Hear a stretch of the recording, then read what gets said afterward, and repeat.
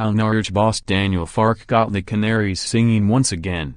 As Daniel Farke tries to explain Norwich's championship rise from finishing 14th last May to occupying first place this February, he selects a suitable comparison. "Even last season I got the feeling we were heading in the right direction," he begins. "We were third or fourth in all the statistics we wanted, possession and passing and creating chances. Our biggest problem was shooting accuracy. We were 24th in the league. You have to bring this ball over this line and into this rectangle. It is not like synchronized swimming, where you are judged by your unbelievably beautiful performance. We had some really nice performances last season, but we missed opportunities to score. We are better this season." After working hard beneath the surface, Norwich's artistry is finally causing ripples. For much of the campaign, national attention has been elsewhere, but a resounding 3-1 win at Leeds last weekend took Farke's side top, and ahead of Sunday's derby match against Ipswich they are odds-on to go up. Given Norwich sold their best player in James Maddison last summer, as part of a strategy that has raised more than £55 million in total, the team's position under Farke is a triumph of planning, belief, and coaching. Recruitment has been spectacular too. Striker Timo Pukki, signed on a free after leaving Brøndby, has scored 18 goals. Winger Emiliano Buendia, who cost £1.5 million from Getafe, is one of the players of the season. Then there are the academy graduates. Jamal Lewis and Max Aarons have emerged to prominence in the full-back roles, while Ben Godfrey and Todd Cantwell are impressing in defense and midfield respectively. None is over 21.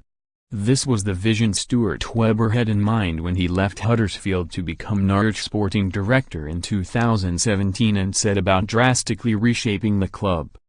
First he appointed Farke, who had been managing Borussia Dortmund's second team. Webber had also taken David Wagner from the same role to Huddersfield with unprecedented success. But this was a different job entirely, and Farke is a different head coach. "My deep belief in one word? Dominance," he tells Sportsmail during an hour-long conversation in his office at the club's Colney training ground. "We want to be the protagonists. If we could choose, we would have the ball for 90 minutes.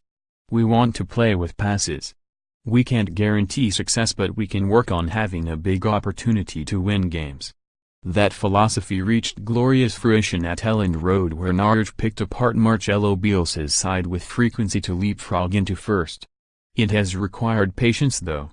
There have been times when supporters became restless at an approach that was yielding modest results. But Norwich kept faith in Farke, who is now guiding the club towards the Premier League. "There were much easier options for me to choose," he says. "I could have done this as a native speaker in Germany and not just in the second tier. But my gut feeling was this is exactly the place I want to be. We can create something special." He adds, "You have to have a clear philosophy as a club, how you want to play, the work ethic, the atmosphere. We are all addicted to results. But the biggest chance to do that is to work in a methodical way. It's important you are not too focused on public opinion." A strong relationship with owners Delia Smith and Michael Wynne-Jones has been vital. "They are such heartwarming characters, full of passion for this club," Farke says. "They don't think too much about their own reputation. They are not sitting in their seat eating some nice salmon and caviar, waiting for everyone's praise. They are really working for this club." Farke has, of course, dined with Smith. "And she even wrote a German cooking book. So it is easier for my wife," he adds. He says he knew upon meeting Webber that, "Okay, I have to spend more hours with him than my wife, so fastidious is their shared work ethic." They have pored over potential signings. "Stuart is pretty young for this job, but I am sure either he will bring this club to unbelievable success or he himself will one day work for one of the biggest clubs in the world," Farke says. "I worked for one of the top 10 clubs in Europe. I think I can judge it. The financial pressure was on us last summer. We knew our way was to be smart and creative in the transfer market. It is not like you press a button and watch the laptop. It is important you are not just judging something by an agent. You have to follow a player constantly. After one poor game you don't drive away and say, okay, he's not for us. Farke infuses his players with a similar mindset. They never know when they are beaten, scoring 22 goals after 75 minutes to accrue 15 extra points. No team has more in either category. They scored twice in stoppage time to beat Millwall 4-3 and twice again against Nottingham Forest to draw 3-3. Fitness is a factor, but it appears mentality more so. Pretty often the opponents know we are really dangerous in the last minutes, sometimes they are scared, Farke says. And then we believe. It is also a credit to the way we play, we have lots of possession, we exhaust our opponents. It is funny that Farke did not want to be a coach at first. He started out with ambitions to be a sporting director but was thrust into the dugout at Lipstadt 08, his local non-league side where he had been a player. He ended up winning 9 of 10 games to avoid relegation and in 6 years led the club to 2 promotions. When he left in 2015 he was paraded round the stadium on horseback. It was half professional, he says. You got an understanding of each and every department. You have to negotiate with the company responsible for the team coach to get a good offer. Because I had this experience I learned patience. It is important you stay grounded and modest. Borussia Dortmund, where Farke's grandfather Franz won the German title as a player, appointed him Wagner's successor. I had a brilliant relationship with Thomas Tuchel, he says. We spoke a lot, not only on the surface, but really deep about football and our work. Asked to describe his style on the training pitches, he has a clear message.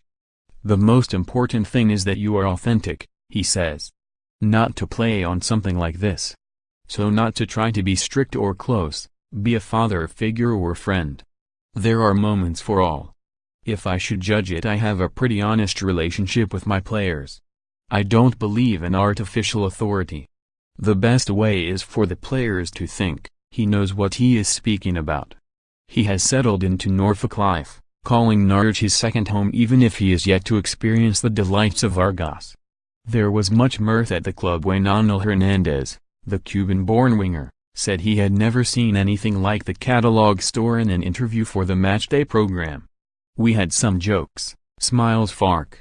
The 42-year-old can do fun. He said earlier this season that if Johnny Depp can handle curses in Pirates of the Caribbean so could he, when asked about the jinx that befell clubs featured on Football Focus. You imagine that sense of humor will help when the pressure inevitably rises. Now Norwich are making waves. I want my players to work hard, be focused but also with a smile. If you can't enjoy yourself you'll ask yourself, damn, why am I doing this?